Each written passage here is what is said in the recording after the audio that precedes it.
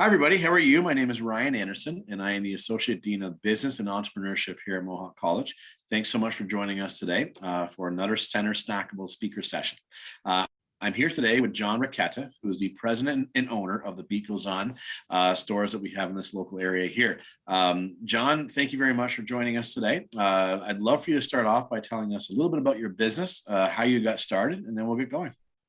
Great. Well, thank you, Ryan, for the opportunity. I appreciate it. Again, my name is John Rocchetta. I'm the owner, president of The Beat Goes On. We have 9 retail locations across Southern Ontario. I started The Beat Goes On back in 1991, which again, 30 years ago, time flies.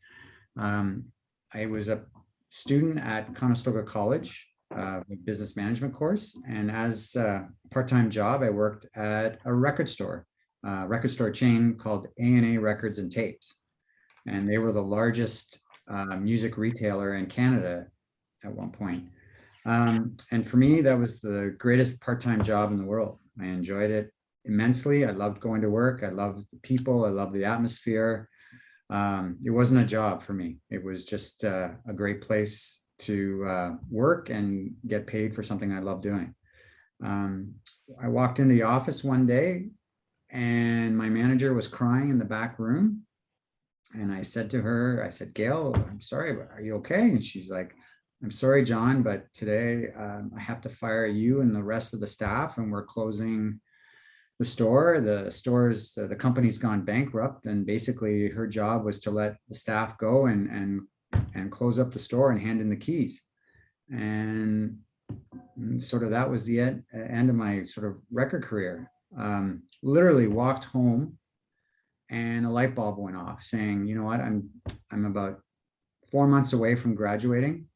I've always wanted to be an entrepreneur. I've always wanted to do something on my own. I have a long family history of entrepreneurs. And I said, why can't I do this? And I kind of put my mind to it, and I set out a plan to open up The Beat Goes On. And about a year later, it was August 15th, 1991, the doors opened for the first Beat Goes On store in Kitchener. And back then we were a new retailer, new cassettes, new CDs, new albums. And basically, in a nutshell, I was totally sucked at it. It was a rough go. From the day when we opened, I bet you not even 2 weeks later, HMV entered the Canadian market. Future Shop began opening stores with large music departments in them. The Walmarts, the Costco's, everyone was competing for the same product. And we were a small store with very little buying power. And things went from bad to worse day after day after day. And then from that point on, I thought, man, oh man, I'm every day that I was open, I was losing my shirt. And I couldn't figure out for the life of me what I was going to do next. And one day I said to my brother, I said, you go work in the store and I'm going to go figure what to do. And I took my dad's car down to Queen Street in Toronto, Queen West, and I visited all these record stores, independent record stores, and figuring out, why do these guys survive and I cannot? And from that point on, thank you, I was bound and determined to figure out, saying, hey, if this store can do it, why can't I? And I found a niche. And that's how I sort of stumbled across the used market. These stores had small used sections in their stores. And I would ask questions like, how does this work? How does this work for you? And they were quite receptive, saying, hey, you know, it works. It pays some of the bills. It does all right, yada, yada. And so I went back home and I took 10 CDs from my brother and I put them on the front counter on a flip tray. And I said, okay, there's my used section. And the attention that this small section created over a short period of time was amazing. So 10 CDs grew to 20, and 20 grew to 40, and 40 grew to 80. And it just kept expanding and expanding. And people were trading CDs and people were buying used CDs. And eventually I just kept dwindling my new sections and kept adding my used section to eventually 50% of the store was used and 50% of the store was new. But the 50% that was used was gaining 80% of my sales. And the margins were quite good compared to new product. And I said, you know what? I think we have a concept here that will work. And about 1994, I opened the very first Beat Goes On concept to similar to what it is today in Waterloo. And we haven't looked back since.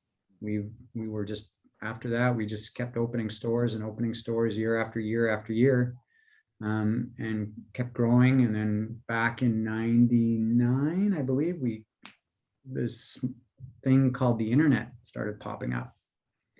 And I said, you know what, we need a presence on the internet. And we created a website, which was totally off the wall. Nobody actually had figured out e-commerce quite yet, and how you can actually make it profitable.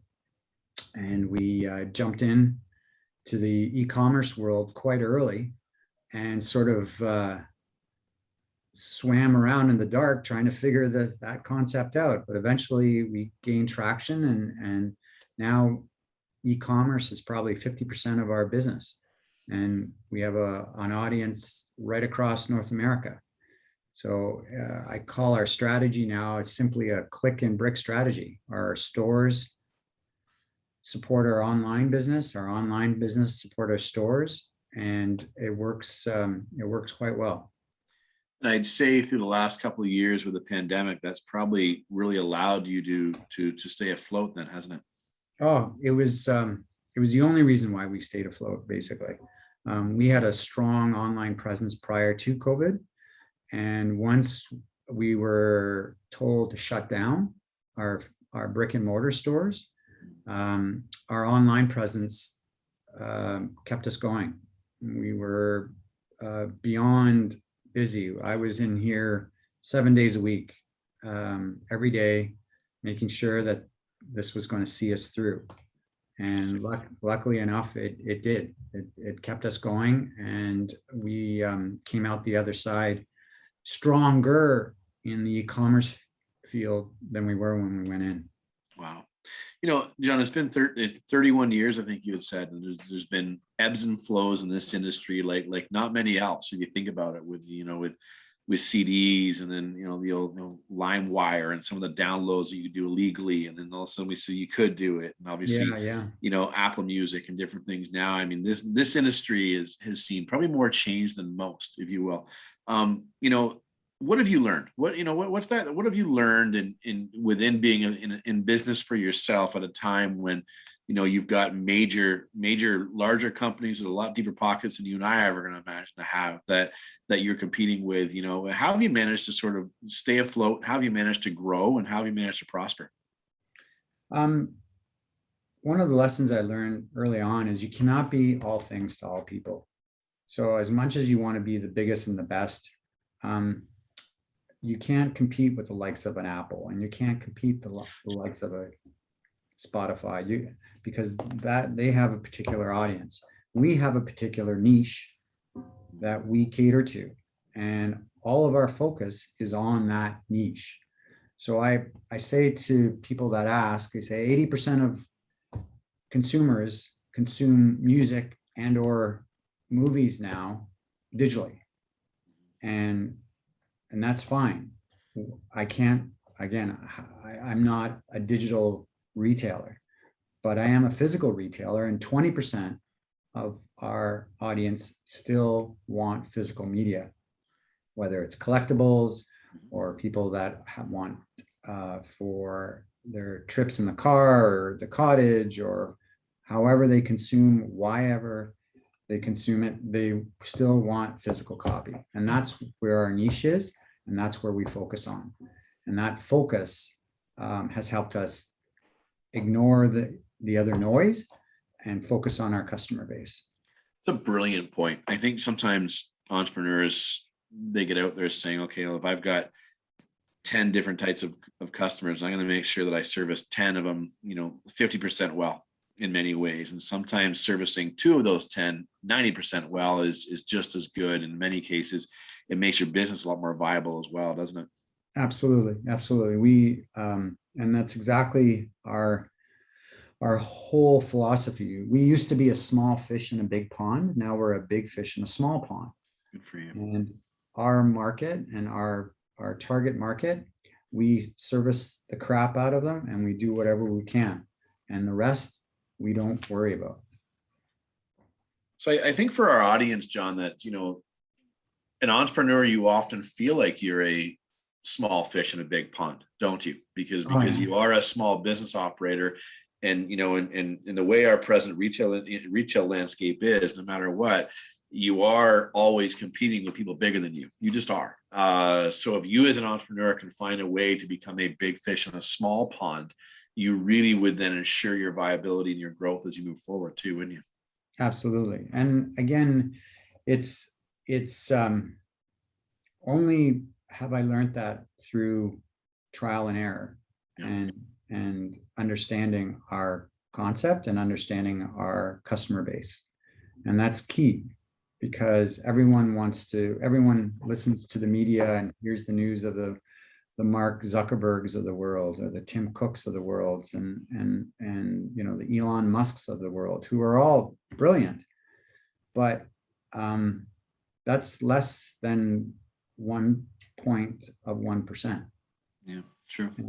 And the rest of us still have to make a go of it. So survive. Exactly. So we're lucky enough to have that kind of focus. And I kind of keep reminding everybody that, that is our focus. We're not trying to be, the biggest and the best in the record world. We are just focused on what we do, and actually success comes to us because of that, and we grow because of that as well. Well, I'll tell you, Jai, we've had a few of these now, and I really appreciate your story. I really appreciate the fact you've been willing to open up about, not just your starts, but you're also some of the failures and mistakes that you've made, and in particular with regards to franchising as well. And John, thank you very much for your time. I know that I've learned a ton in the last hour and a half or so talking to you, as well as obviously this session as well. So I thank you very much for your time, John. And I thank everybody for joining us today. And we hope that you've taken a lot away from this, as well as some of our other sessions as well. So thanks so much, John. Thank you, Ryan. I appreciate your time, and I love the opportunity. Thank you. Take care.